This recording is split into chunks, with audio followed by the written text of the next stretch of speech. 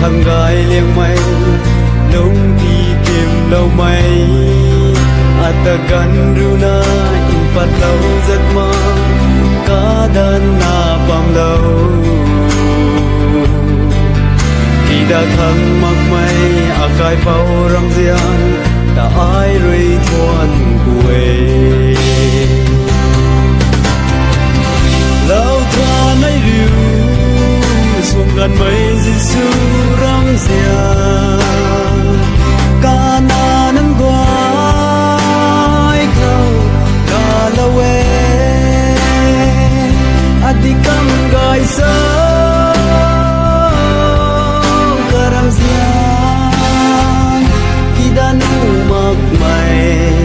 này là ta mặc mây tình cao gần cả mây rồi dài lâu ni ra mây lâm thô cả ta có cũng không cả mây đỏ về cả thun cross ngâm rơi ngâm mây đi lâu in gin trang vẫn thâu in ban thoáng hay đi đại mây in giang hai lái vòng quan sinh lên giàu dân tung tăng hình dài lâu buồn bê in kiến trang vòng khẩu hay lâu thua lấy rưu dòng gần mây Giêsu đông chiều con non quay khâu vào lâu adi công ngài sao karam riêng khi đã nu mặc mây này là ta mặc mây tình cao ngàn cao mây rồi dài lâu ni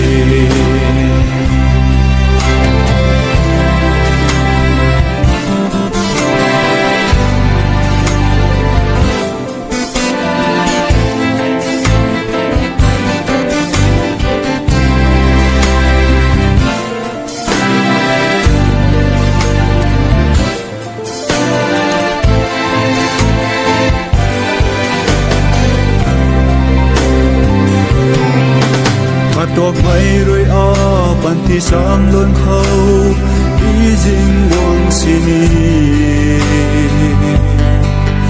mà giàu dân lúc khoan rồi in sáng thao lâu điêu gọi mây thì lâu tao phun xuân rồi na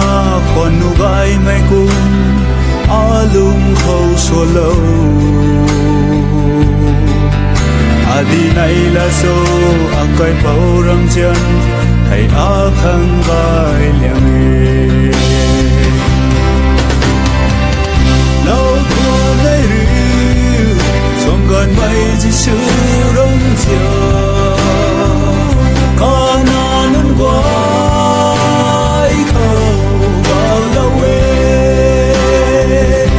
đi công ngài sao